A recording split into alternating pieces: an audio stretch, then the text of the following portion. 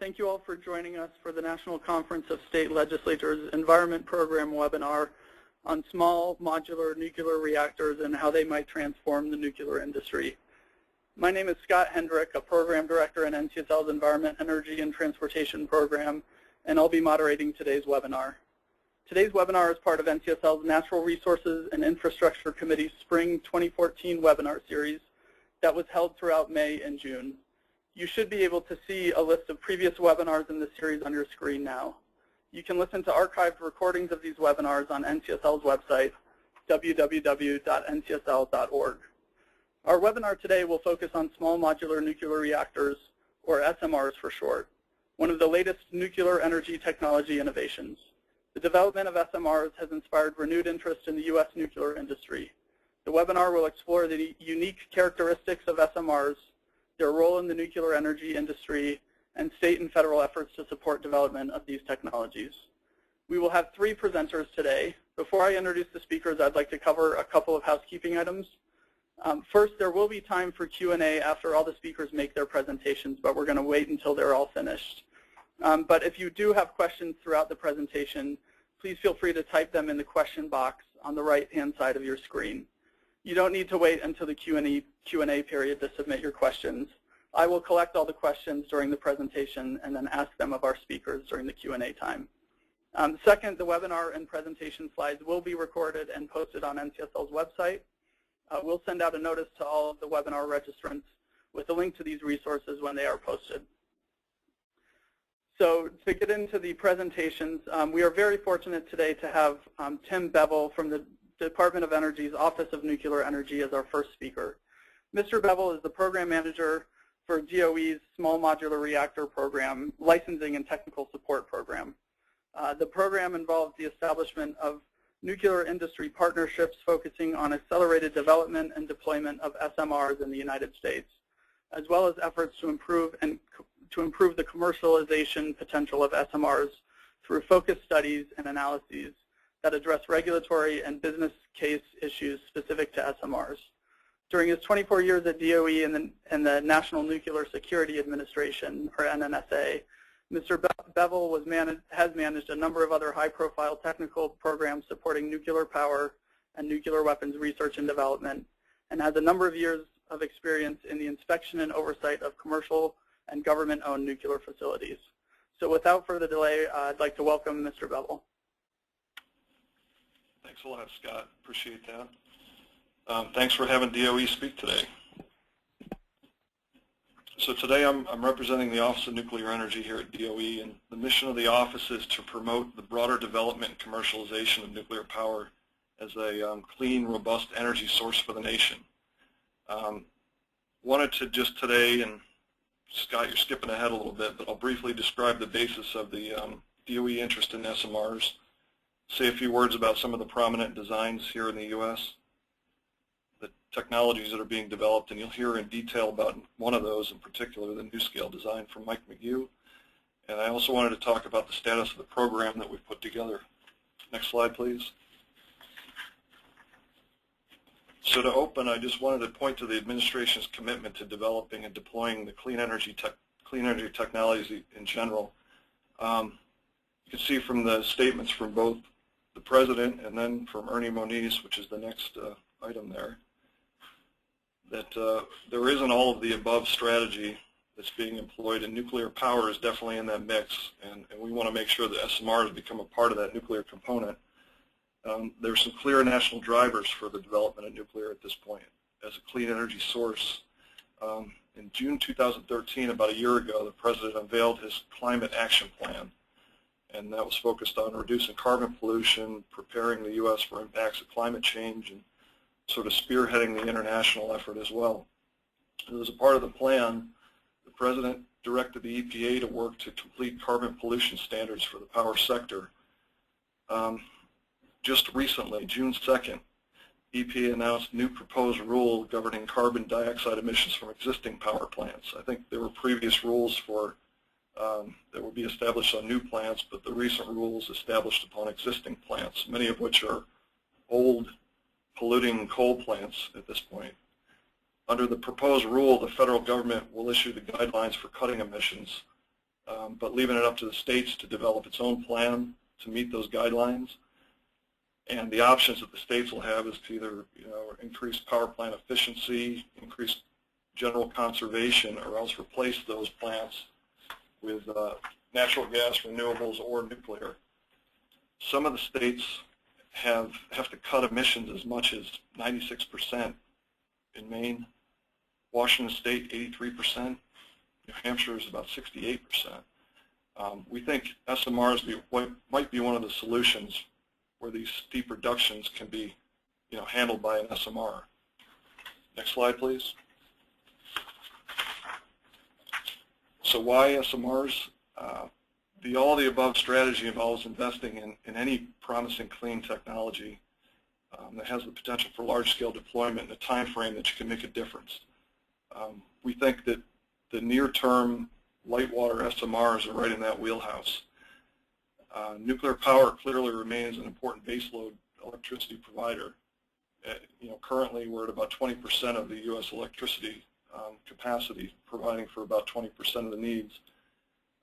We need to continue to develop the larger gigawatt scale capability, but we think SMRs can provide a complementary capability to the large plants. We'll talk a little bit about that in the next few slides.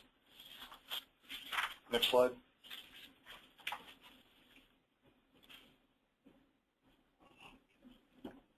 Thanks.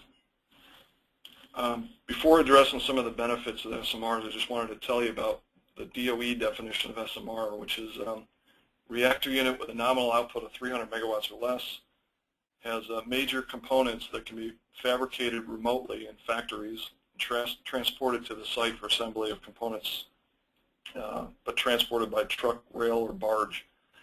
The benefits are many. Enhanced safety and security. You have designs that have passive safety features that can operate without external power. Some of the designs aren't susceptible to key design basis accidents. Underground siting provides some additional protection and generally have reduced source terms. In other words, smaller nuclear inventory that could potentially get out. With respect to cost, depending on the design, the cost of one of these SMRs could be in the order of $1 to $2 billion per unit, vice maybe 10 to 12 for a larger LWR and AP1000 type. This isn't a bet the farm proposition for a utility owner, and in fact it should be within reach of the co-ops and the smaller utilities. Modular construction, which is being employed now, by the way, and units like the AP1000 can shorten the site construction time, reduce the overall cost substantially by creating a situation where you got a shorter time when the plant isn't making money. So you lower the interest payments, which are substantial. Factory production of the components can improve the quality of the reactor. Many of the designs will offer the opportunity or ability to add units as you need to meet demand. So depending on your situation, if you had a growth curve that was, you started out needing a couple hundred megawatts and ended up needing 500, you've got the opportunity to add units while producing power. We also see SMR development as an opportunity to regain U.S. technological leadership in the nuclear field, where we used to have that. We see this as an opportunity to get out in front. Mike will probably talk a little bit about that later. And maybe most importantly, if you can create broader deployment of SMRs, you create jobs, basically. There's a high growth potential for jobs in construction, operation, and maintenance. Next slide, please.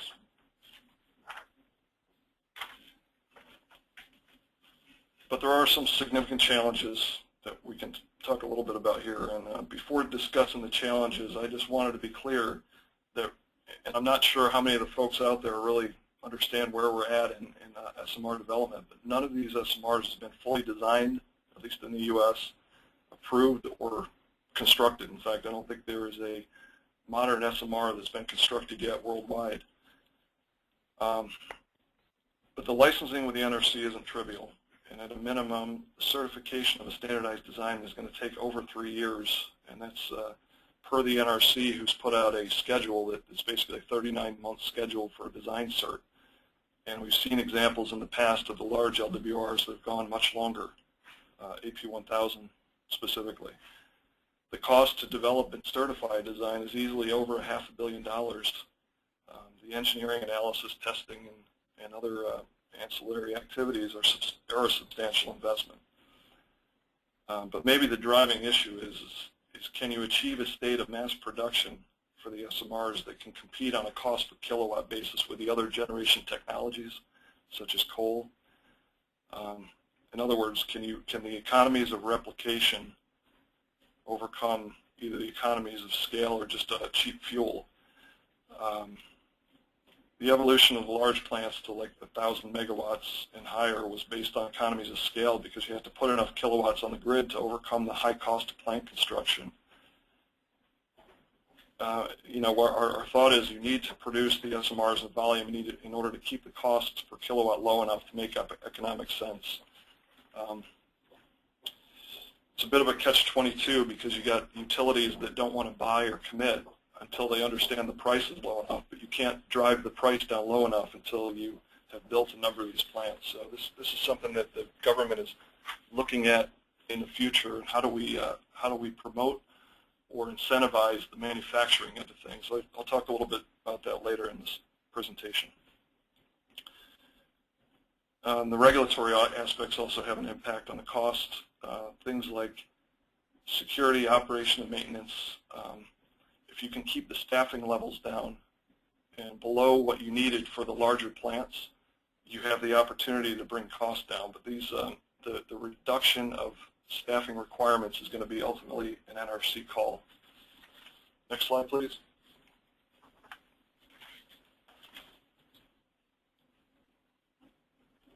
So we tend to divide the SMR technologies into two categories. There's the light water technologies, which I'm going to talk about here, and then more advanced designs, and I'll have a slide on that later.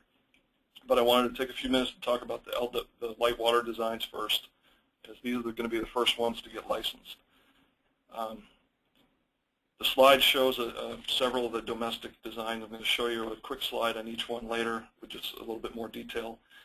And these are mostly integral PWR designs. PWR is pressurized water reactor, and that means that most of the primary components, like the steam generators, the pressurizer, the control rod drives, are all contained within the reactor pressure vessel. Light water designs are similar in operation to the existing fleet, mostly to the PWRs, meaning that they use water, drive the water through a hot nuclear core, turn it to steam, drives a turbine generator, and delivers baseload electric power. These designs use uranium dioxide fuel. It's the same as the large reactors use, and this is actually a big deal in terms of licensing because it's a fuel that's characterized by the regulator. They understand it.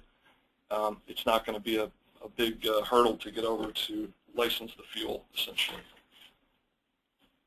The designs that I show here vary in power level. They can fill a lot of different utility power requirement gaps, you know, either as single units or in combination.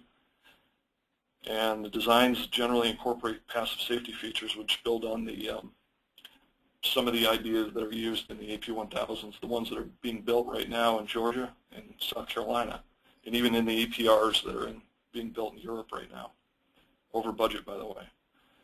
Focus on the U.S. for these designs would be on electricity production, but they have potential to do other jobs, and I'll talk about that too. Next slide, please. Just to be a little bit clearer about what the IPWR design means, traditional PWR involves, you know, central RPV with a core in it, and it's got external piping loops with a steam generator, some pumps, pressurizers on the outside. Can you click the button and bring up the next picture? So the IPWR concept, it moves the major components like the steam generator and the pressurizer and everything inside of a single pressure boundary. So what you do is you take out the opportunity for these large break, loss of coolant accidents via a pipe, where you see the red marks there on that pipe. So that's a big deal. The LOCA accident is probably one of the most significant concerns on the part of the regulator. So when you take that possibility out, you make it easier for the licensing requirement. You basically reduce cost. But most importantly, it's safer. Another point here I wanted to make is that on these things, you basically move the core below the lowest penetration in the reactor pressure vessel, and you provide a more direct pathway to gravity feed water in the core in the case of an accident. So if you did get a loss of coolant for some other reason, you have a way to keep the core covered pretty much indefinitely in most cases. Much easier than having active systems that have to pump water in at high pressure. So I would say that most of these designs that I showed are IPWRs, but the WholeTech is technically not because it has an external pressure, steam generator, but we'll talk about that in a moment. Next slide.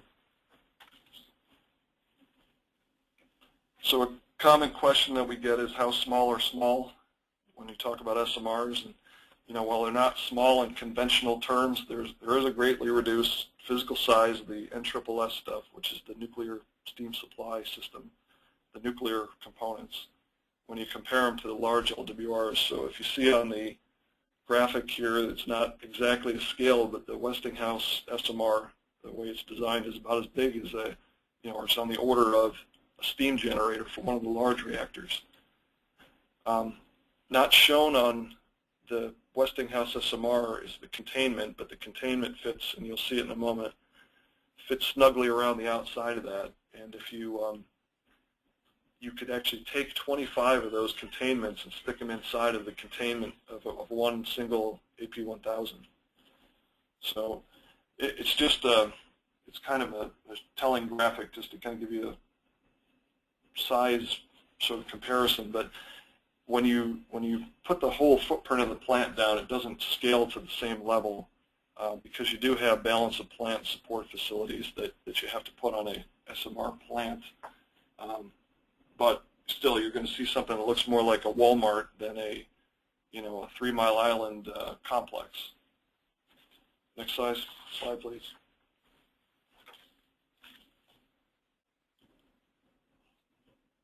I just wanted to run quickly through some of the specifics on each one of these technologies. This is the BMW M Power design. It's designed for about 180 megawatts. Uses the standard 5% enriched uranium dioxide fuel. 4-year refueling interval, which is a little bit longer, actually about twice as long as a conventional LWR, which is on about an 18 to 24-month cycle. 8 reactor coolant pumps sit up top of the pressurizer. So it's got forced cooling. In case of design basis accidents like loss of coolant, it has large external tanks inside of the reactor building. You can kind of see that in the picture down below. No reliance on AC power for about 72 hours after a significant accident. And the base design, which is also seen there, combines 2 units into a single reactor building structure. So you can see kind of the size of what the reactor would look like, and the 2 circular items right there are the containments for the reactor pressure vessels. Next slide. This is the Westinghouse design. It's a kind of a highly optimized design for power density. Again, uses pumps for, and this is why they can get more power out of they're pumping water through at higher velocities than the natural circ ones, which we'll talk about in a minute. They use submarine-style sealed reactor coolant pumps. Also incorporate passive safety systems that you might see in like an AP1000, larger plant, but same configuration or same kind of thing where the core down below can pump or gravity feed water in the case of accidents. This reactor would have a 2-year refueling cycle. Uses modularization schemes for construction, and I would say that the Westinghouse design has kind of been largely shelved since they didn't receive the DOE funding. But Westinghouse has resources, and if there was a market that emerged at some point, they do have the ability to kind of resurrect this and bring it back as needed. Next slide. Next slide is the new scale design. This is the smallest of the domestic SMRs at 45 megawatts per unit, and it was designed for a multiple unit operation. 12 12-pack configuration would be 540 megawatts. So I don't want to talk a whole lot about this because Mike's going to get into it. But the big difference between the other plants and this one, at least to me, is that this plant will operate on natural circulation in a regular operating mode. In other words, driving force is heat forcing water up through it and down, no pumps required. So you'll hear more about this later. Next slide. Last slide I wanted to talk about was the WholeTech SMR 160. It's a 160 megawatt design. This one also relies on natural convection to drive the reactor coolant under normal conditions and under accident conditions.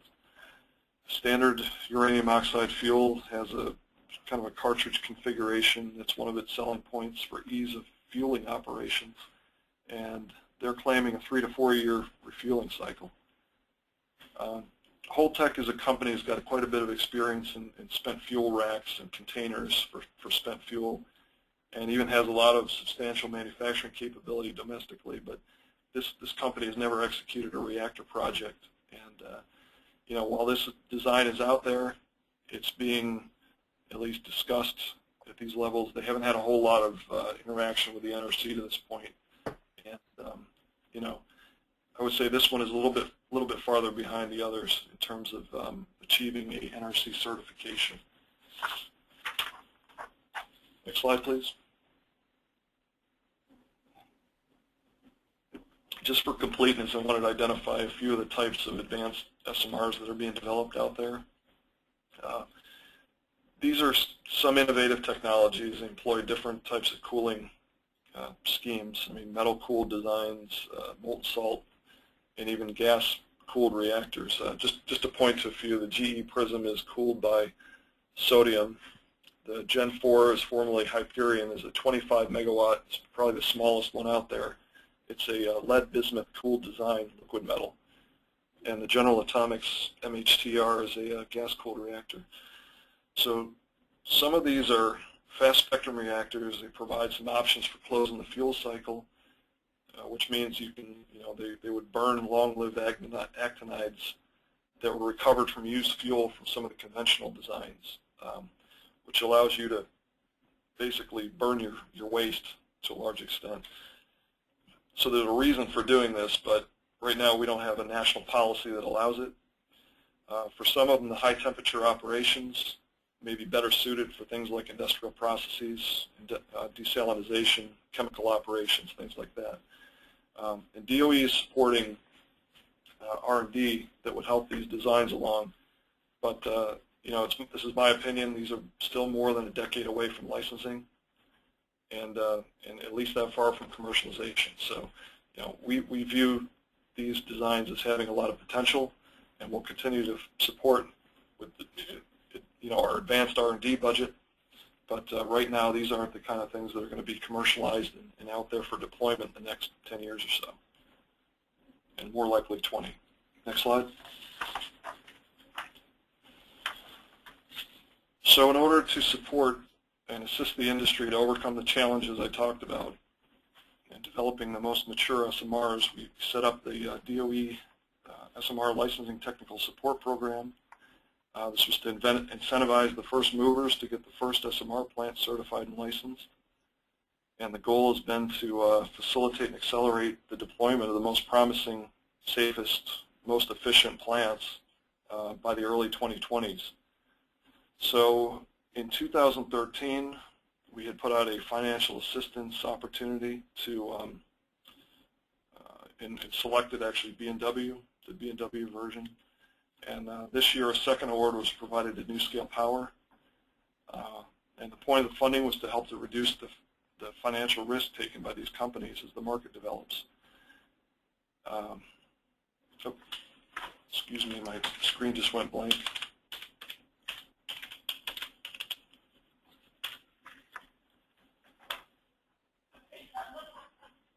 So the funding that was provided was for design, development, engineering, testing and analysis, development of the certification applications, the licensing documents, and even the NRC reviews, all the way down to providing funding for NRC review fees. Very broad scope. The money that we were providing was on the order of, hopefully by the end of this, which is a 6-year program, $452 million to split between the two programs. The funding vehicle basically is a cooperative agreement. Then under this, the partner does the work. DOE reimburses the work up to 50% of the total.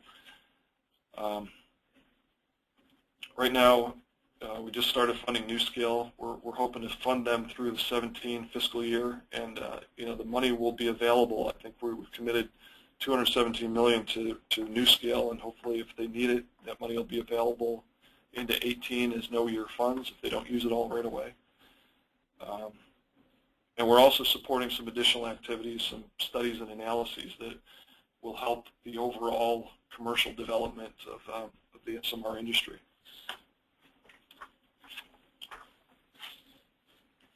Next slide, please. Just a real quick status of the two. Some of you may have heard, and there's been some stuff in the paper about BMW. We established the cooperative agreement in 2013. We funded BMW up to about $101 million through the March time period this year. There was an announcement at some point by the BMW board, the BMW corporate, that they were going to be slowing down efforts. We're currently working with BMW to try to get back on track with them, try to establish some kind of path to meeting the goals that we originally established, and I think that's possible. We'll get there. Right now I can't say a whole lot about it, but I can say that we suspended the public funding after that $101 million investment until we have some other basis for going forward. As far as NuScale, you're going to hear from Mike in a few minutes, but the high points on our side are that we selected NuScale in 2013, December 2013. Completed negotiations on and signed a cooperative agreement in May. We have the plans to provide the $217 million I mentioned before. They've already begun to invoice us for work performed. We hope that the funding provided is going to accelerate the design into the domestic and international markets in the near term. Next slide, please. We're also supporting some studies and analyses that I mentioned that'll improve industry-wide commercialization and deployment potential.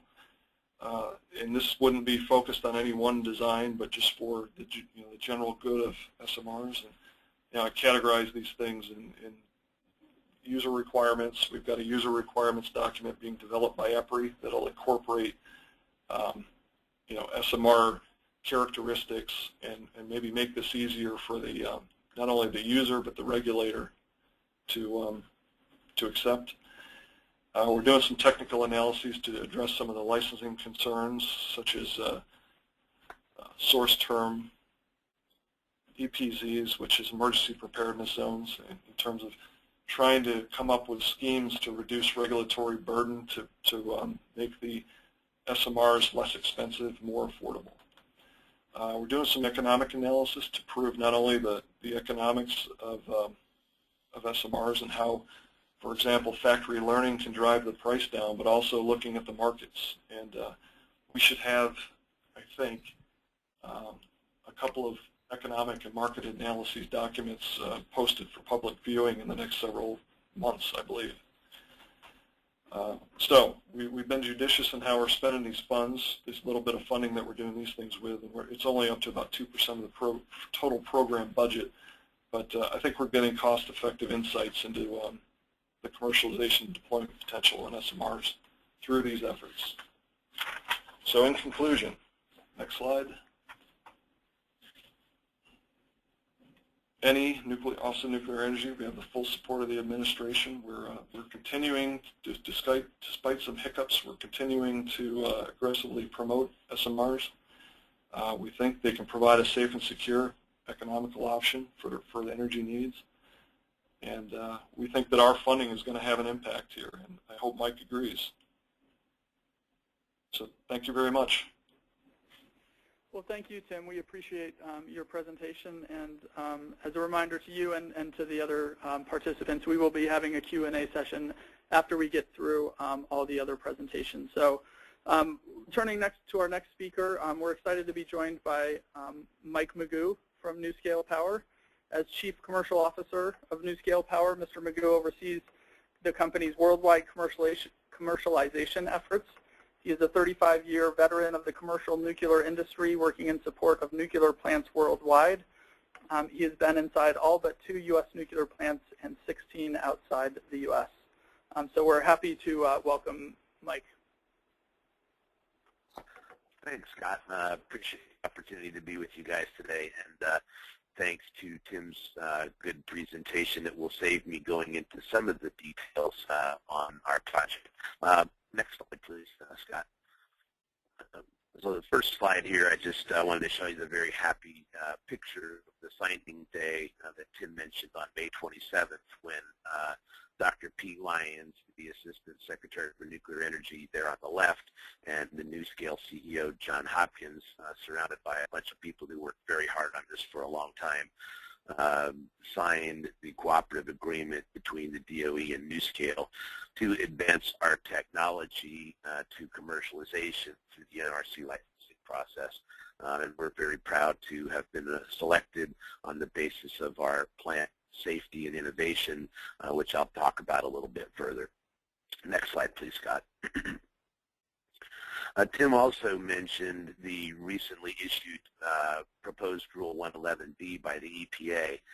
Last week I was at the Western Governors Association annual meeting in Denver and had the opportunity to meet with Gina McCarthy, the EPA administrator, and during her presentation to that group, she made the following statement, that it is important that we continue to develop new technologies, including small modular nuclear reactors, as part of the long-term solution to carbon reduction. As Tim mentioned, and we at NuScale, we believe that small modular reactors will provide a very important part of the solution to greenhouse gas emissions and to help some of the people who are faced with the fate of older carbon generating and predominantly coal stations. What did they do for baseload electricity? Next slide, please, Scott. We also recently announced that we're opening an office in Charlotte, North Carolina to help accommodate the number of hires that we're adding to the company, and I'm not going to dwell on that for the moment. Scott, next slide, please. Just a little background on NuScale. We have been working for the last 14 years on the development of our technology, which is based in Corvallis, Oregon, and it came out of work that was done by Dr. Jose Reyes to develop the scaling factors for the AP1000 nuclear power plants now being built in Georgia and South Carolina. Dr. Reyes was hired by Westinghouse to build a 1/4 scale physical facility that could be used to mock up the operating conditions of that reactor. And on the basis of that testing, the design certification was completed for the plants that are now being built. With similar types of experience and capabilities, Dr. Reyes and his team built a 1/3 scale operating facility for the NuScale plant, which is shown in the picture in the middle on the right. That 1/3 scale integrated system test facility has allowed us to operate this plant in all of its normal conditions and accident conditions to verify that the modeling actually works on physical plant. We began working with the NRC to prepare for our design certification back in April of 2008. We were acquired by Fluor Corporation in October of 2011. Fluor is the largest publicly traded engineer, procure, construct firm in the United States, and they intend to be the architect, engineer, and constructor of our worldwide fleet. Currently, we have about 330 people working on the project. We've spent about $200 million of the funds that Tim indicated need to be spent to advance the design and the design certification. The $217 million of DOE funds over the next year will be in addition to those amounts, and of course will be matched. Currently, we have about 67 open positions, and we're going to hire over 100 people in the next 12 months. And we have a very robust intellectual property portfolio, which includes 115 patents. Scott, please go to the next slide. So let me just tell you a little bit about what this NuScale power module device is. On the right-hand side, that shows the NuScale power module, and I'll get details in some. The picture shows the.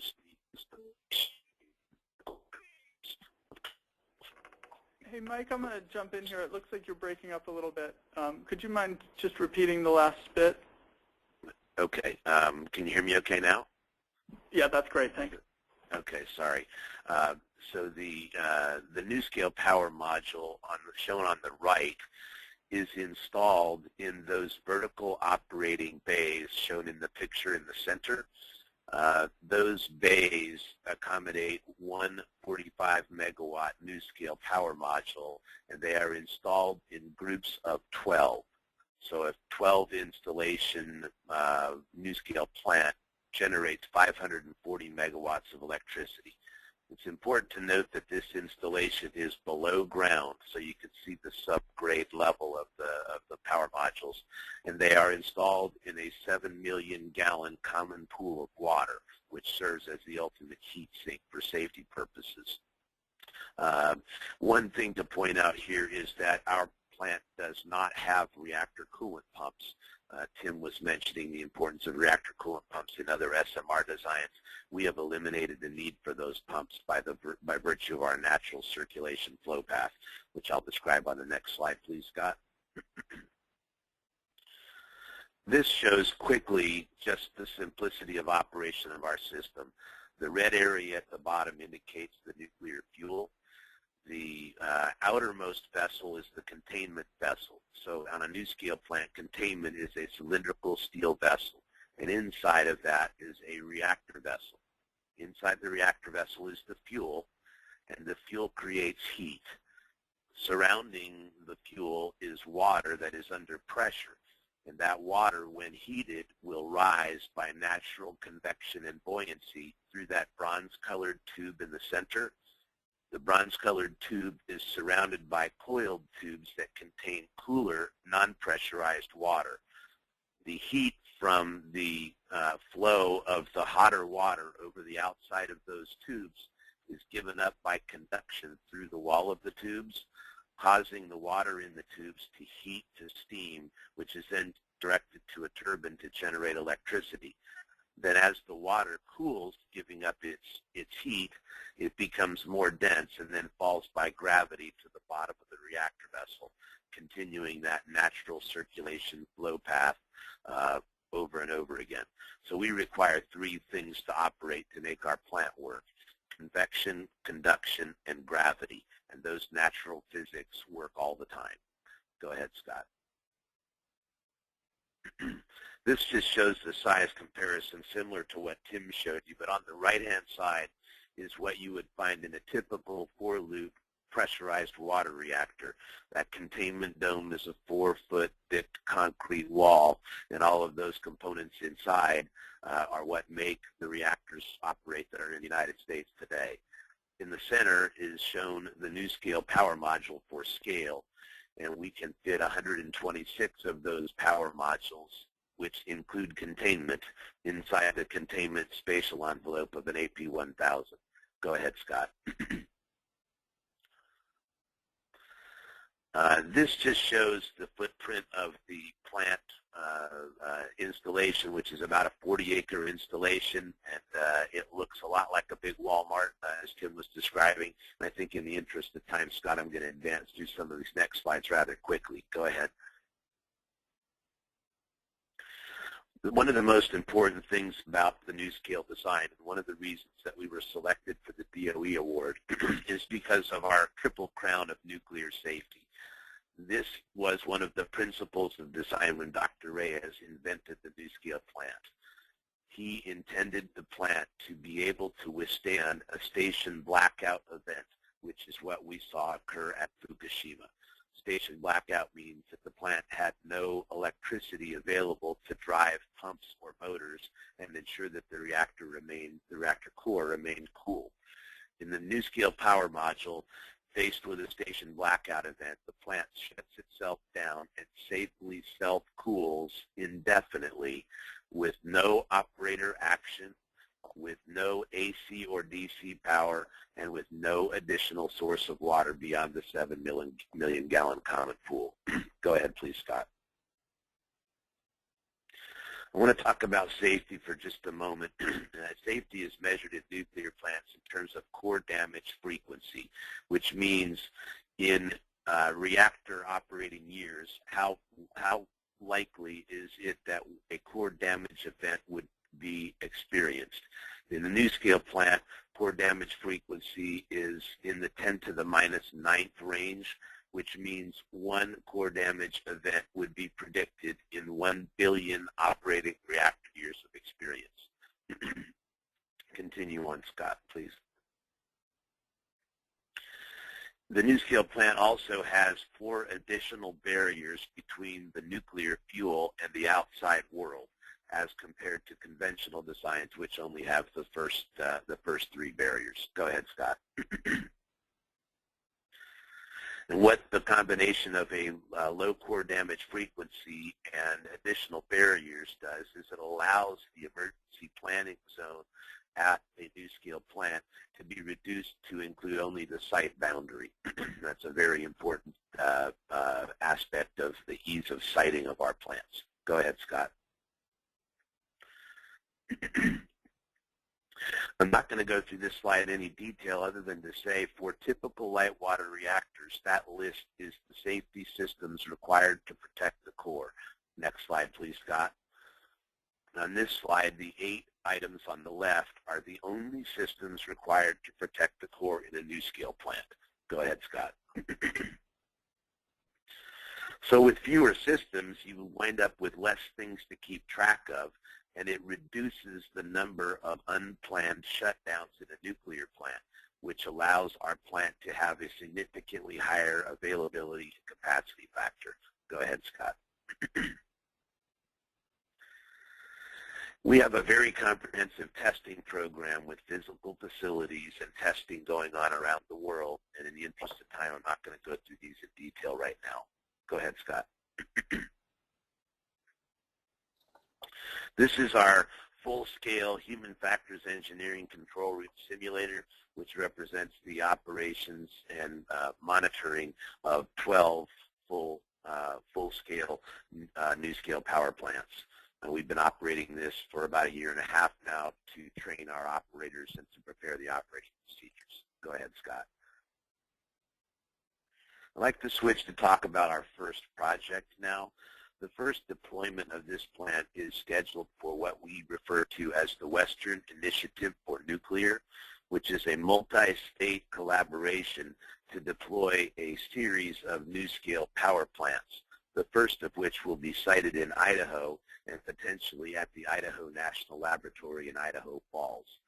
The plant will be owned by a 46 utility consortium known as Utah Associated Municipal Power Systems and operated by Energy Northwest, who is the operator of the Columbia Generating Station in Richland, Washington.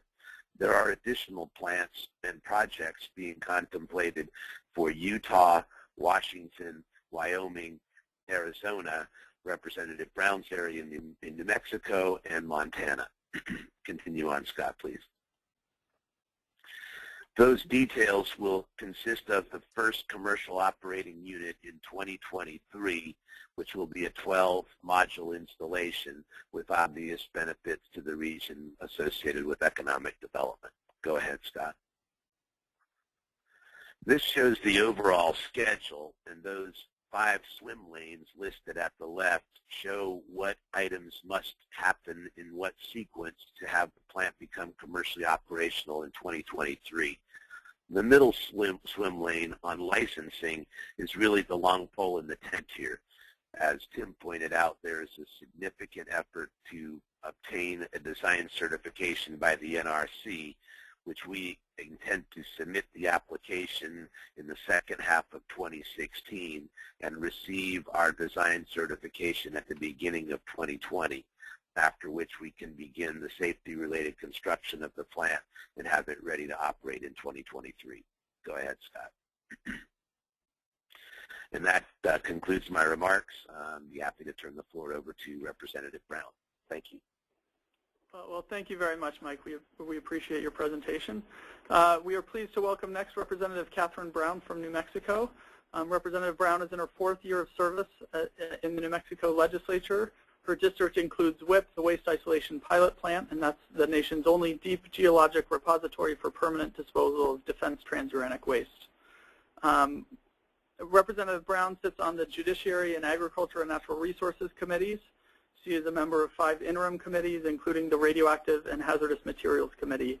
And then she also serves on NCSL's Nuclear Legislative Working Group. So welcome, Representative Brown.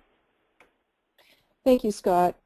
I'm going to go ahead and just try to shorten up my presentation a little bit in light of the time that we have left. But I'll begin by saying that as an elected official, I have an obligation to support policies that are good for New Mexico. And high on my list is making sure that we have affordable energy now and into our future. And I've been watching the design and development of small modular reactors for several years. I've read a great deal about the subject, and I've attended briefings by Babcock and Wilcox, NuScale, and Westinghouse. And in fact, Mike was the one who came to Carlsbad, New Mexico to present on behalf of NuScale. I hope to hear in the very near future a presentation by WholeTech. It's my opinion that small modular reactors are important to our energy future, and I believe that they do have the potential to transform the nuclear industry. First slide, please. Next slide, please. I want to take a little glance at New Mexico's nuclear history, and I think the word for it is storied. New Mexico has been a place for uranium mining for many years.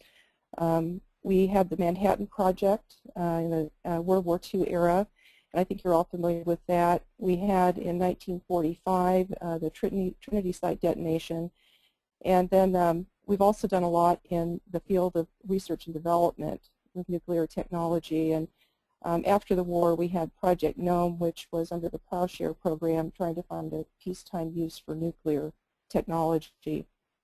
There's still research going on in New Mexico on nuclear issues at Los Alamos National Lab and Sandia National Labs. We're pretty famous for the Waste Isolation Pilot Plant, also known as WIP, and that is where we dispose of defense transuranic waste. And also, and this is perhaps less well known, we are in our corner of the state host to a nuclear fuel enrichment plant operated by Urenco USA.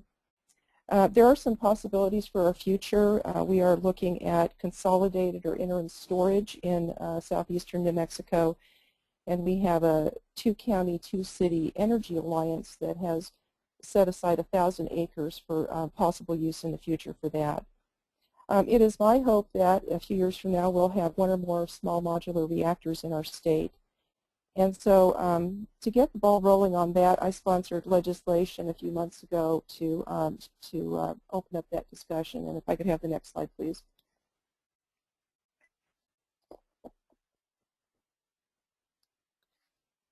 What you're going to see on the screen here in just a minute is a copy of House Memorial 57. It passed our House of Representatives by a vote of 46 to 15. And I've included it here so that if anybody's interested in the actual wording of the memorial, that it's available here easily on the NCSL website. But I'd like to go to the next slide, please, that is captioned High Points of House Memorial 57. The House Memorial is directed to the attention of the State Energy, Minerals, and Natural Resources Department. The Secretary is David Martin, and the memorial requests that an evaluation be done by the Energy Department of the feasibility and economic benefits of having an SMR in New Mexico. This evaluation will be included in the state's forthcoming energy plan, which is currently under development. I've asked the department to identify the legal and regulatory requirements of operating an SMR in New Mexico.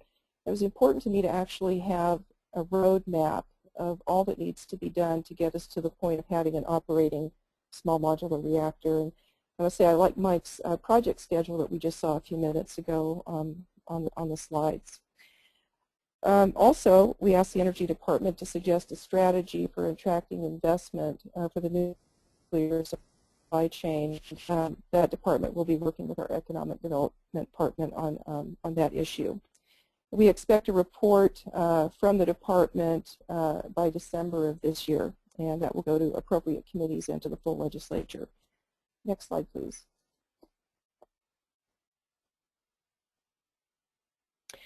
I think Tim and Mike have done a very good job of covering the attributes of small modular reactors, and I believe that a lot of the legislative support that we had for the memorial was based on the beneficial aspects that we know about. And for New Mexico in particular, we're in a state. We have a small electric grid, and we have a lot of rural isolated areas, and small modulars are really suitable for those types of situations. Water is always an issue, and increasingly so in our state as well as other western states. And we are currently in a period of historic drought. And so the option or the possibility of an air-cooled small modular would be especially attractive in my state.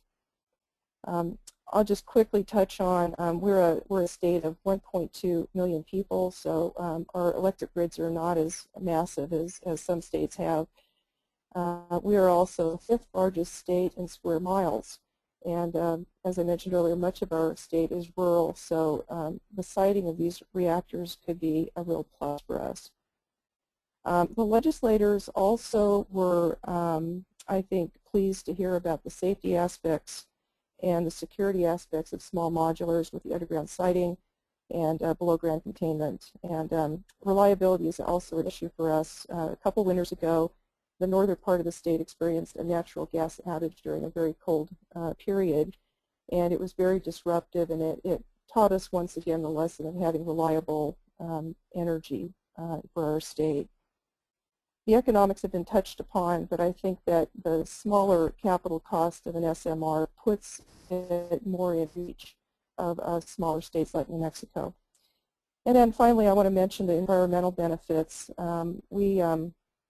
We have a lot of people who are concerned about carbon emissions, and our federal policies reflect that right now. And there's an increasingly robust debate about carbon emissions and whether they're deleterious or not. But if that is something people are concerned about, then certainly there's nothing better than nuclear.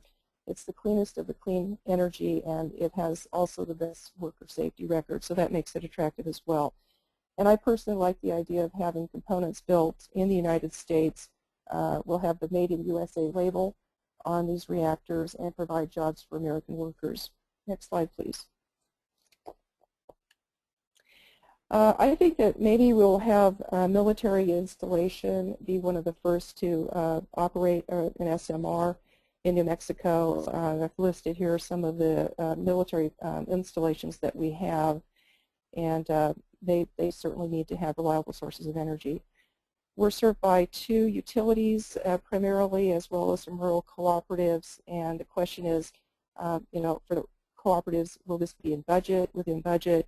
And also, you know, the bottom line is for the utilities that these have to be truly feasible and make economic sense. And so they're in a watch mode right now about these. And they did support the memorial, which I was very pleased about. And we go to the next slide, and I'll try to close up quickly here. The next steps are to introduce legislation in my state acknowledging nuclear power and energy portfolio standards, and also to support any and all policies that are sound and rational, and I believe in following the science. I want to mention 2 drivers for New Mexico. One is that existing coal-fired power plants are being regulated out of existence, and we're going to have to replace those with something if indeed that works out that way. We have 4,000 megawatts being produced in the northwest corner of the state in a coal facility, and we might be able to use an SMR to replace some of that and use the existing transmission infrastructure to get the electricity where it needs to go. And then I'll just finish by saying that New Mexico has a lot of natural resources, including natural gas, and that nuclear will be competing with, I think in the foreseeable future, with low natural gas prices. And then I think I better pull up there. I had a little more to say, but I'm going to turn it back over to Scott. Well, thank you, Representative Brown. I really appreciate it. I know you are quite busy down there in southeast New Mexico, so I appreciate the time. We do have a few minutes. I think I'm going to take moderator privilege and extend just a few minutes to give our speakers a chance to address some of the questions that have come in. So why don't we go ahead and jump right into those. One question we received was how much water in GPM, and I assume that's gallons per minute, but how much water is required to operate a water-cooled SMR?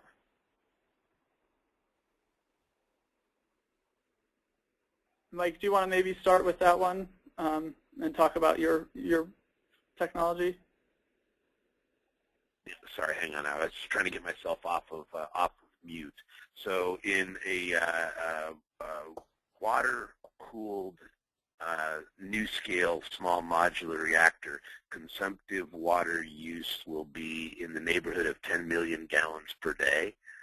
So that's, I think, about 31 acre-feet per day, or 11,000 or so acre-feet per year.